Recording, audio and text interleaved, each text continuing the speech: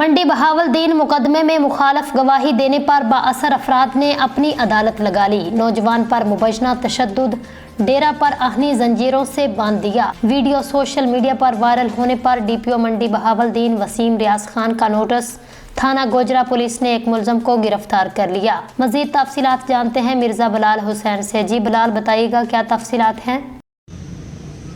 जी बिल्कुल, ये अफसोसनाक वाक़या मंडी बहावलदीन के थाना गोजरा के नवाई इलाका चक नंबर 44 के अंदर पेश आया है, जहां पर बाअसर अफराद ने एक शहरी को ज़बरदस्ती उठाकर ले गए अपने डेरे पर और वहां पर के ऊपर तशद्दुद करते रहे। फिर तशद्दुद की जो वीडियो है वो सोशल मीडिया पर वायरल कर दी। वीडियो वायरल होने के बाद डीपीओ मंडी बहावलदीन वसीम रियाज खान ने एक्शन लेते हुए थाना गोजरा को हदायत की कि इन मुलजमान को जल्द अज जल्द गिरफ़्तार किया जाए।